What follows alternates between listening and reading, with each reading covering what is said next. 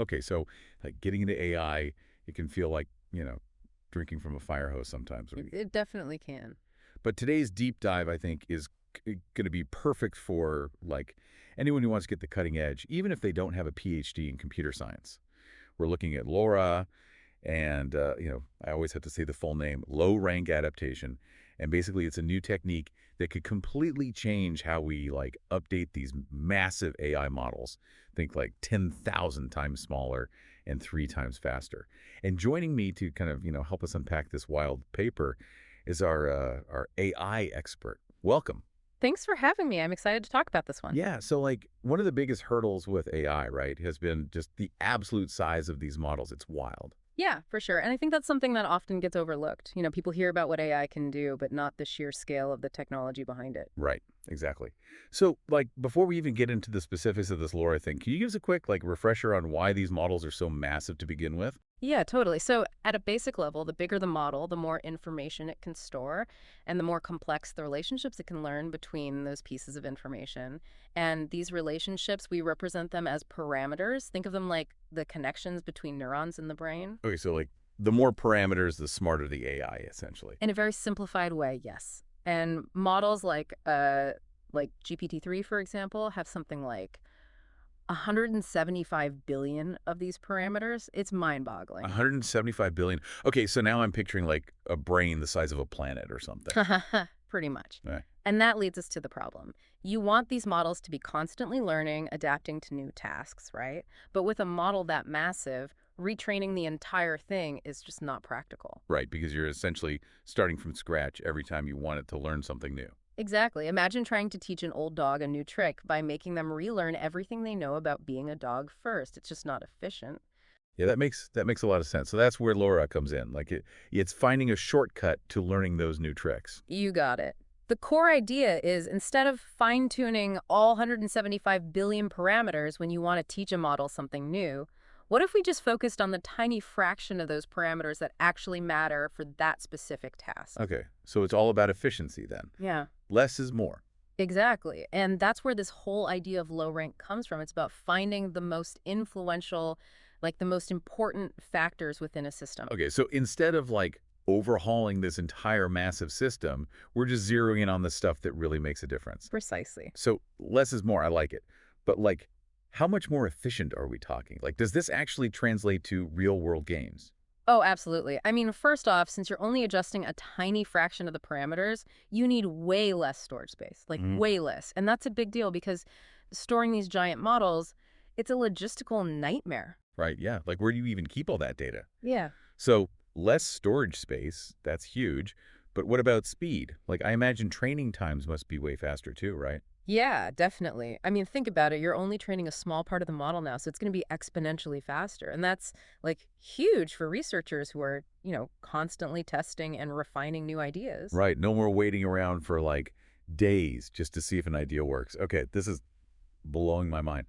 But what really got me excited about Laura was this idea of switching between tasks easily. Can you like unpack that a little bit? What's that all about? Sure. So imagine you have this language model and you fine tune it for like translation, but now you also want it to, I don't know, summarize text. With traditional methods, you'd have to retrain the entire model, right? Could take days, weeks, even. And that's assuming you even have the resources to retrain something like GPT-3 in the first place, right? Mm. It's not like everyone has access to that kind of computing power. Exactly. But with LoRa, you can basically create like a separate set of these low rank adaptations for each task.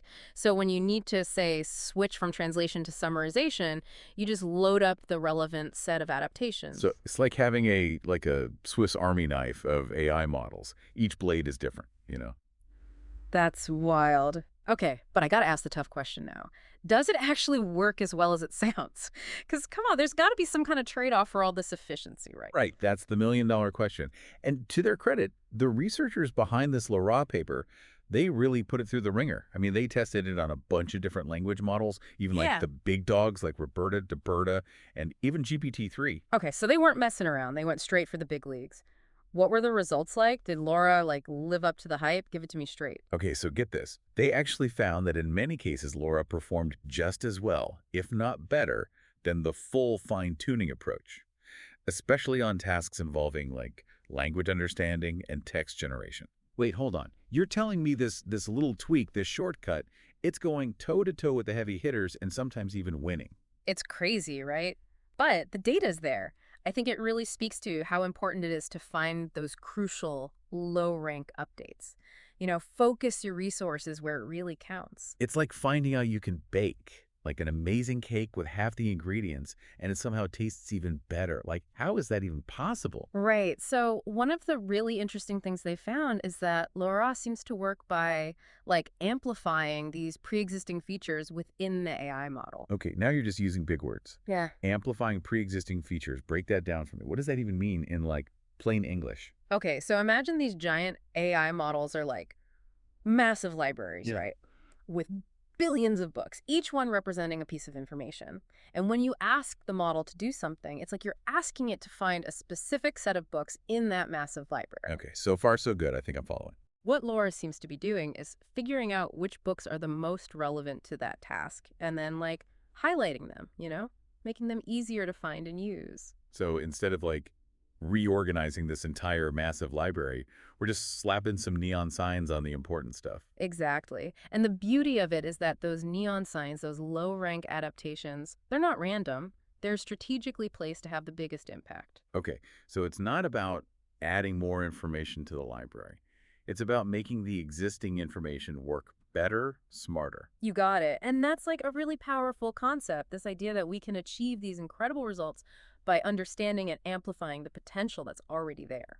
So, like, we're talking about a potential paradigm shift here, right? I mean, LoRa is faster, more efficient, and it's not even sacrificing performance. Yeah. But like any new technology, I'm sure there's still, like, unanswered questions, right? Things we're still figuring out. Totally. And one of the things researchers are super interested in is this idea of a model's intrinsic rank for adaptation. Okay, intrinsic rank. You got to, like, break that one down for me. What is that? Yeah, so basically, it's about finding the absolute minimum amount of change you need to make to a model to get it to do a new task. Remember how Laura uses these low-rank matrices, focusing on just a few adjustments? Right, right, like those neon signs we were talking about. Exactly. And the fact that it works so well with such a low rank, it kind of suggests that there's something deeper going on here. The models already have a lot of what they need, and Laura's just helping them unlock it more efficiently. So it's not just about building bigger models, and it's about, like, finding smarter ways to use what we already have. Exactly. It's like we've been trying to solve this puzzle by using every single piece when really we might only need a handful to get the picture. Wow. Okay, that's a great analogy. hmm So where do we go from here? What are the big, like, unanswered questions, the stuff researchers are still wrestling with?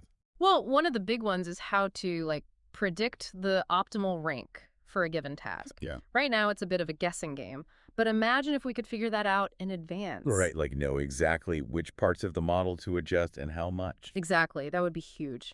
And that kind of gets to another really exciting aspect of LoRa. So far, we've been talking about it from a research perspective, but imagine the potential impact on everyday users. Whoa, okay, so, like, putting this power in the hands of anyone. Exactly. Imagine customizing your own AI assistant or fine-tuning a language model to match your writing style. LoRa could be the key to making AI truly accessible to everyone. Wow, that's a pretty incredible thought. Yeah. It's like we're on the edge of something really big here. Totally. And as with any powerful technology, we need to be mindful of the implications, but it's definitely an exciting time to be working in AI. It really is. Well, that's about all the time we have for today's deep dive. But for our listeners, if you're as fascinated by LoRa as we are, I definitely encourage you to check out the paper, do some more digging. It's a wild ride. It really is. And to everyone listening, thanks for joining us on this deep dive into LoRa. Until next time, stay curious.